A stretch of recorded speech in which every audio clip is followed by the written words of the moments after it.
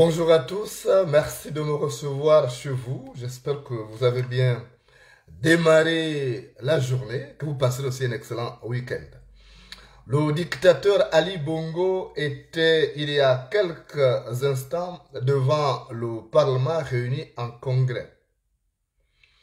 Il est allé tenir un discours devant les députés et sénateurs avant que ces derniers n'aillent en vacances. Qu'est-ce qu'il faut retenir de cet exercice d'Ali Bongo? Beaucoup s'attendaient à quelque chose d'exceptionnel, à une annonce de grande importance. Malheureusement, ils en sortent déçus, très déçus même. Ce qu'il faut retenir, c'est que Ali Bongo a voulu démontrer plusieurs choses. Première chose, il a voulu démontrer qu'il a récupéré sa forme, qu'il a retrouvé ses automatismes et qu'il peut continuer à rester aux commandes de l'État, surtout qu'il bénéficie désormais de l'appui de tous ses opposants alimentaires. Donc, la première chose, c'était de démontrer qu'il respire la forme, comme l'avait écrit Jeune Afrique.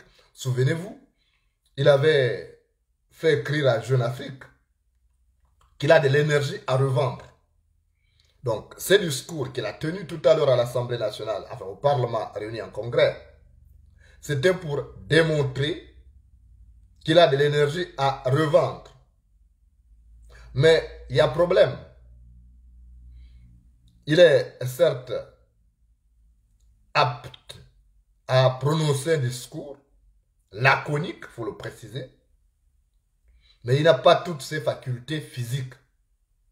Ceux qui ont suivi ce discours sur Gabon Télévision ou Gabon 24 se sont rendus compte qu'au moment où le président de l'Assemblée l'a appelé à prendre la parole, on a coupé.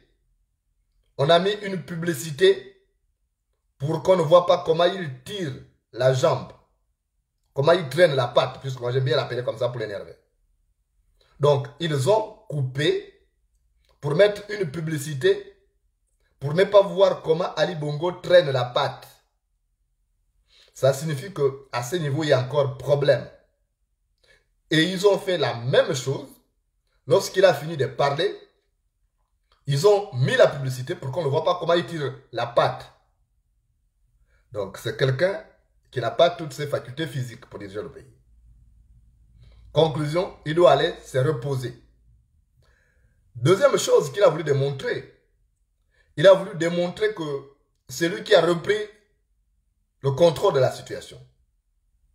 Il a voulu démontrer que ce n'est plus sa femme, ce n'est plus son fils qui dirige et que c'est lui qui est revenu aux commandes parce qu'il respirait la forme. Et vous avez vu que depuis un bout de temps, Sylvia Bongo ne fait plus les sbroufs. On ne la voit plus trop. J'applique qu'ils ont des soucis parce qu'il a découvert, Ali Bongo, tout le bordel que cette femme a foutu. Et il a décidé donc de reprendre le contrôle de la situation. D'où la multiplication de ces audiences qu'il accorde chaque jour et qui sont diffusées à la télévision pour démontrer aux Gabonais qu'il est de retour, qu'il a repris le contrôle de la situation, surtout que les opposants l'ont promis leur soutien. Donc la deuxième chose qui était à démontrer, c'était la reprise en main de la situation qui lui échappait lorsqu'il est tombé malade à Riyad en Arabie Saoudite. Troisième chose, de montrer qu'il peut aller à la pêche aux voix des Gabonais pour la prochaine élection présidentielle. Le premier scénario qu'on avait d'ailleurs annoncé, c'était qu'Ali Bongo annonce la vacance du pouvoir. C'était ce qui avait été prévu. Mais là, c'est un piège décidé par sa femme, son épouse, Sylvia Bongo. Parce que Sylvia Bongo s'était déjà entendu avec les Anglais, les White et autres. C'est une mafia. Donc, pour amener Ali Bongo à déclarer la vacance du pouvoir, pour aller se soigner et revenir en 2023. Donc, il venait annoncer pour dire que je ne me sens pas bien. Vous savez que j'ai fait un accident vasculaire cérébral qui m'a paralysé. Donc, je ne peux plus tenir. Je me mets en réserve de la République et je remets donc le mandat en jeu. Je déclare la Cour constitutionnelle va déclarer la vacance du pouvoir. Donc voilà ce qu'Ali Bongo avait prévu.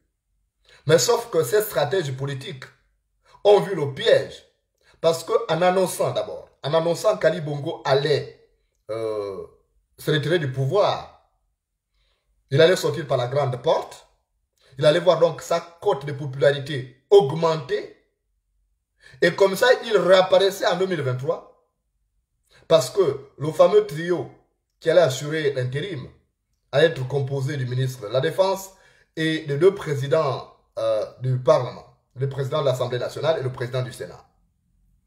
Donc, c'était cela qui allait le faire. Mais sauf que derrière, Sylvia Bongo qui avait fait germer la tête là, qui avait fait germer cette idée dans les têtes des stratèges politiques qui la conseillent, avait fait un piège, c'est celui de récupérer le pouvoir par son fils. Comme ça, Ali Bongo partait là-bas, elle en finissait avec lui, c'était un voyage sans retour. Ali Bongo l'a compris. C'était un voyage sans retour. Parce que Sylvia avait décidé, je vous assure que, même si les gens ne me croient pas, le premier coup d'État était décidé par Sylvia Bongo. Sylvia Bongo avait décidé de, lorsqu'Ali Bongo est tombé malade, elle avait décidé de faire un coup d'État pour imposer son fils. Mais sauf que le problème qu'il y a eu, c'est que Ali Bongo, Noureddine Bongo ne maîtrisait pas encore l'appareil militaire gabonais, l'institution militaire gabonaise. Donc il fallait d'abord faire nommer des officiers, il fallait faire des recrutements. Vous avez vu ces recrutements qui ont été faits à la garde républicaine et à la gendarmerie. C'était pour avoir des officiers qui soient totalement soumis. Donc le coup d'État n'allait pas marcher parce que ceux qui étaient là, c'était des gens que Ali Bongo a placés et qu'il maîtrise. Donc il fallait que le fils place à son tour des personnes de confiance. D'où le recrutement. Vous avez vu qu'on a lancé ce concours de recrutement de 1000 agents à la gendarmerie et autant à la garde républicaine et recruter aussi des officiers supérieurs qui sont envoyés à l'école militaire à Mandilou. Donc Ali Bongo, du moins ses stratèges, ont compris le piège. Ils se sont dit, si le président se retire du pouvoir pour aller se soigner et il y a la vacance du pouvoir, derrière, Noureddine Bongo prendra le pouvoir parce que c'est sa mère qui essaye de... Mais Ali Bongo, c'est quelqu'un qui est obnubilé par le pouvoir. Souvenez-vous, lors d'une interview avec un journal américain, il avait dit, on ne m'appellera jamais l'ancien président du Gabon tant que je suis en vie. Donc c'est quelqu'un qui n'imagine pas sa vie sans le pouvoir. Donc il ne peut même pas le céder de son vivant à son fils. Jamais de son vivant. Vous ne connaissez pas ce type-là. Donc il a compris que s'il se retirait, du moins ses conseillers ont dit ça, parce que le plan de Sylvia c'était qu'Ali Bongo se retire, on place Noureddine, en tout temps c'est Noureddine qui devait gérer, puisqu'il est déjà coordonnateur général des affaires présidentielles. C'est un poste de vice-président bis. Donc ça allait permettre déjà de ce poste-là, à partir de ce poste, Noureddine Bongo allait avoir de l'emprise sur l'appareil étatique, les gens allaient lui être soumis totalement, et comme ça, quand Ali Bongo allait en vacances pour se soigner en attendant 2023, Sylvia Bongo allait finir avec lui. Voilà le plan qui a été fait. Parce que le coup d'État, c'est un peu compliqué de réussir ça. Et comme c'est Sylvia Bongo qui maîtrise tout, qui donne les médicaments, Ali Bongo se couche à 20h30 au plus tard, il est au lit. Sinon, 20h pile, il est au lit. Et c'est Sylvia Bongo qui lui donne les doses de médicaments. Alors, pour en finir avec Ali Bongo, ce n'est pas compliqué. Il suffit de mettre plus de médicaments. Et elle connaît, c'est une mafieuse. Cette femme-là est une mafieuse.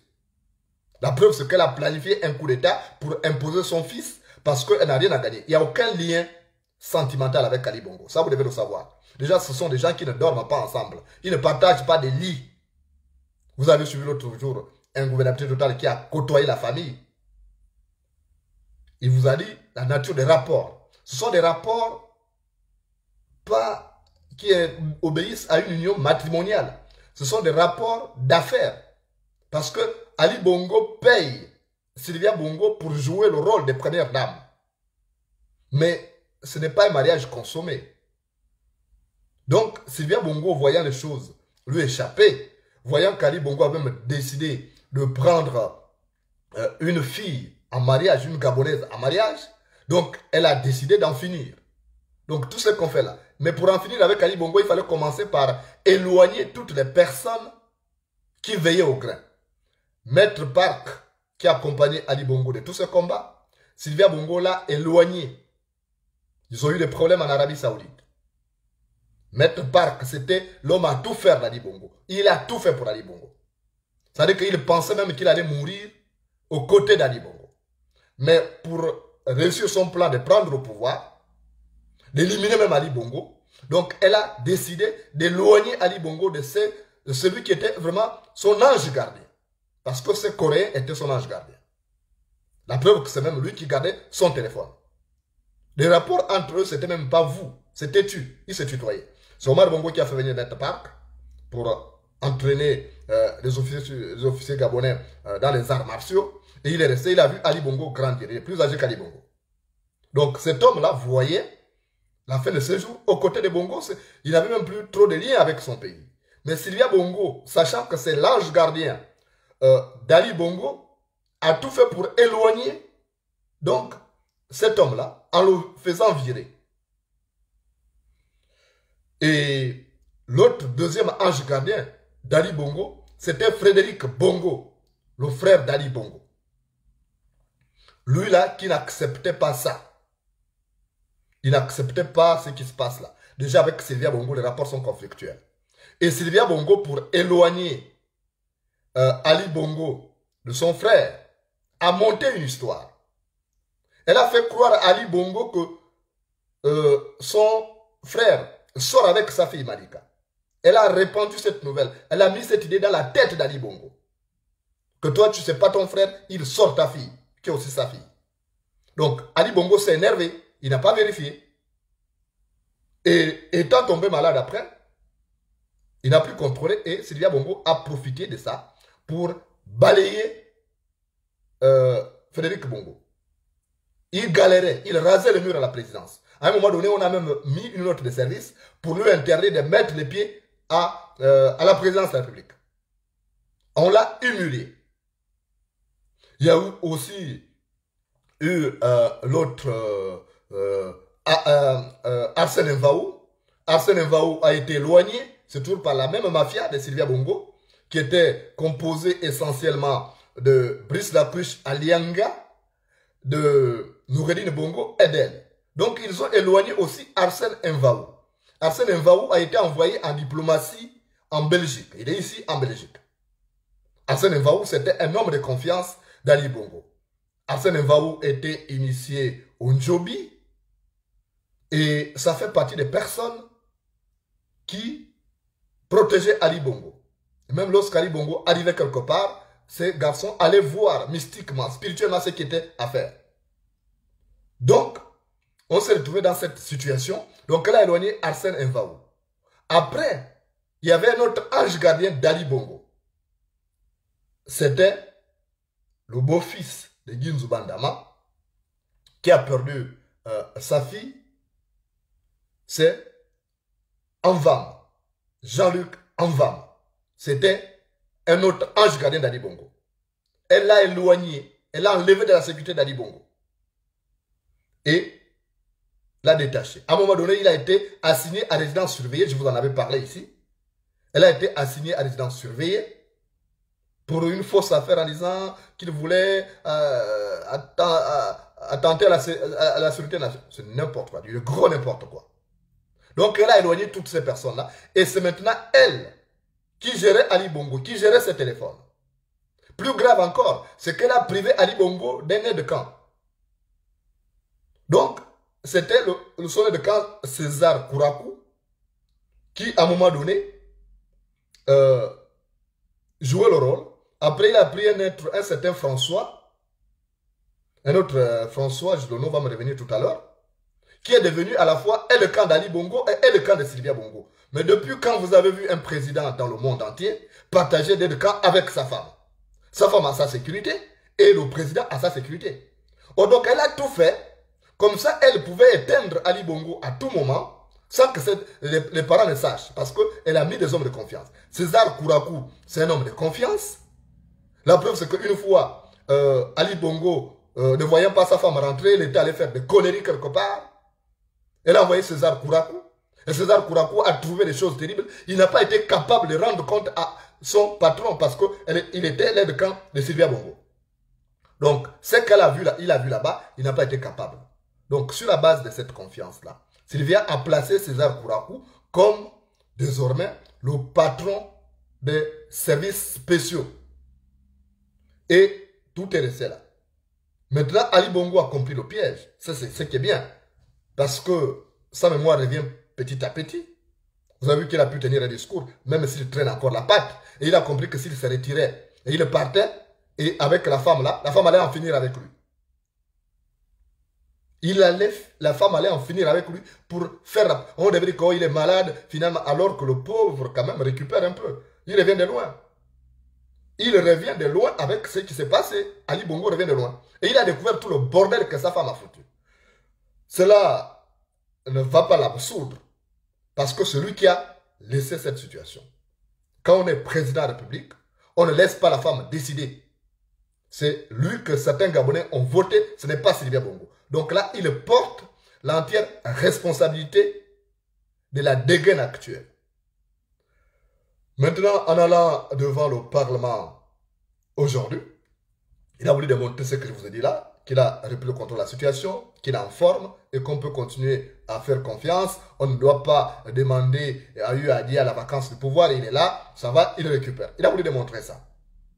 Mais sauf que on n'a pas senti un Ali Bongo différent de celui qu'il était avant l'accident vasculaire cérébral dont il a été victime le 24 octobre 2018 à Riyad en Arabie Saoudite. On n'a pas senti Ali Bongo. Il est revenu ici juste dire encore son programme de société. Il est venu dire son projet de société. Ce qu'il avait déjà dit pendant la campagne électorale. C'est la même politique, la déclaration de politique générale qui avait été faite par le Premier ministre devant l'Assemblée. Ce sont les mêmes choses qu'il est venu répéter. On n'a pas senti quelque chose de différent, quelque chose qui soit différent. On n'a pas senti ici que c'est un homme qui a connu un AVC et qui regrette, qui veut se racheter. On a senti le même Ali Bongo qui se satisfait. Il est venu dire, bon, tout va bien, je me félicite de ceci, on a fait cela, la promotion de la femme, patati patata, le Gabon a une place au Conseil de sécurité à l'ONU.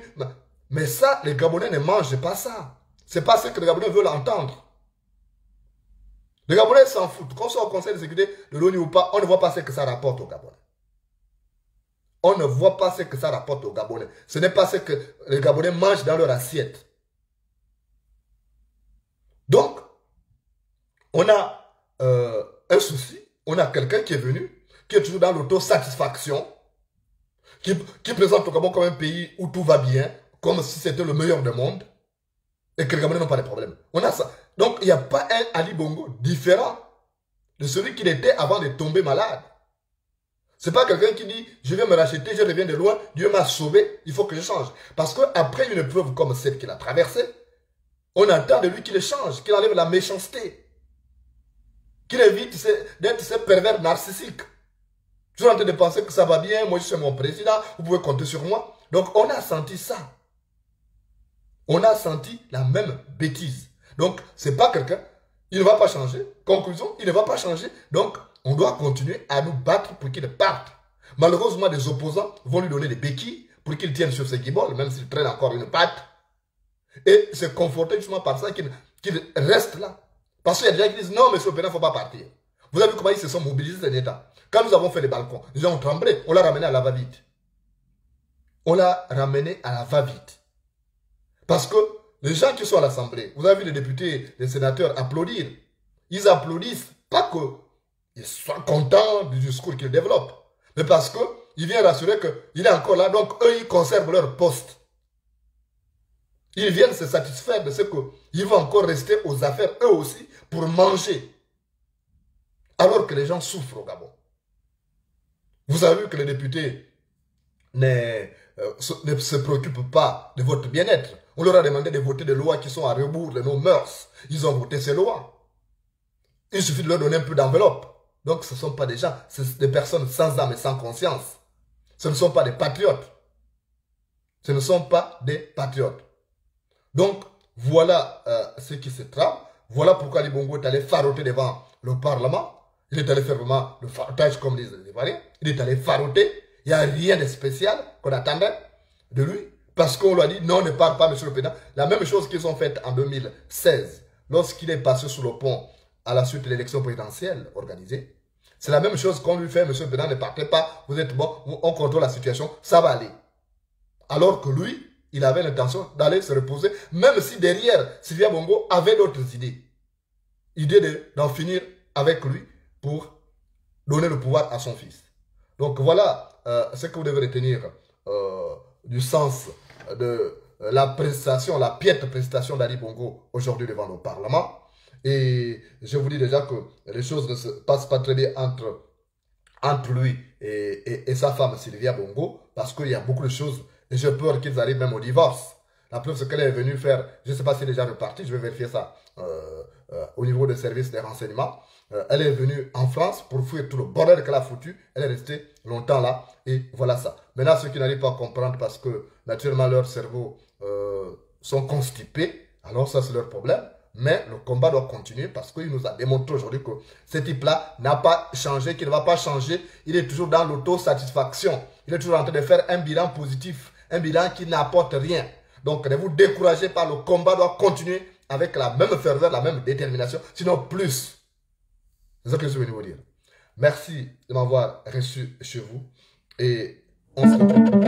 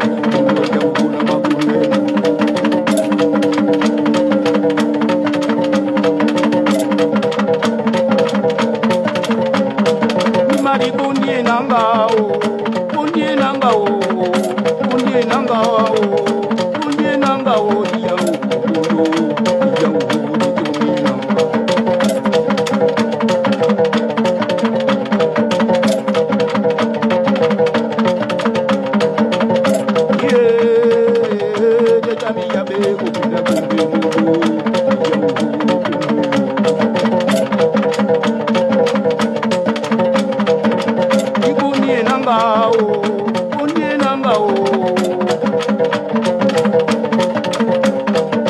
Eni o wena video, eni gadindo na e kubene video mono,